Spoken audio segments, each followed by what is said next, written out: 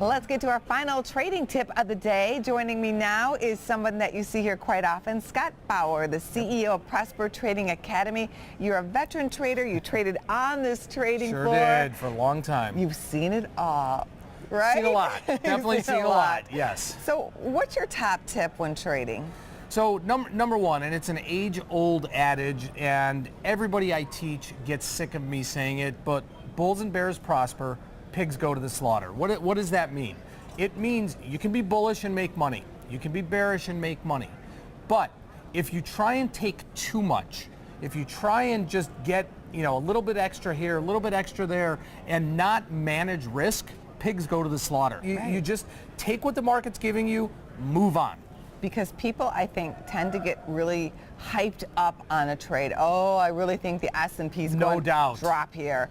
And they become too emotional and they overplay the hand. The emotional side of trading is something that successful traders have learned to actually throw out the window, because that's what gets people into trouble. You like to keep green on the screen.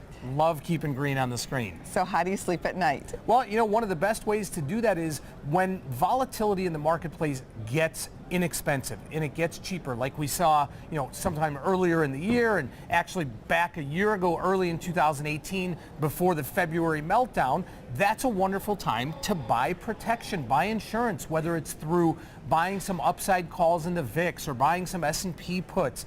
Why not buy insurance, right? We all buy insurance for our car, for our home, personal articles, this, that, and the other. We always want the best deal that's out there. We want to pay as little as possible. Well, those opportunities are out there, and when volatility in the marketplace gets cheaper, great time to buy insurance to protect and hedge your overall portfolio. When it gets down again to the lower teens, 11, 12, 13, that's a place you want to buy it. Just like on the opposite side, Angie, when things in the market get a little, unraveled and there's a lot of tension, and you see the VIX really getting higher in the 20s or even approaching 30, same signal there. That's a reason to sell it. How do you go about stock picking?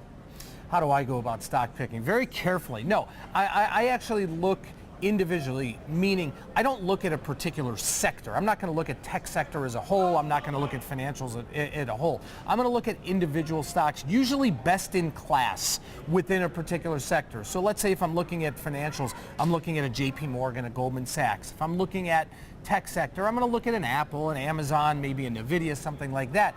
And what I'm going to do is I'm a very technical trader. So I look for moving averages. I look for 50 and 200-day moving averages, both on the downside and upside. I also look, one big trigger for me is volume.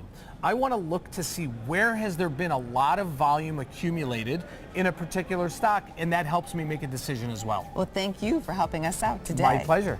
Check out businessfirstam.com to find out where to see our entire show. And don't forget to like, follow, and share Business First AM.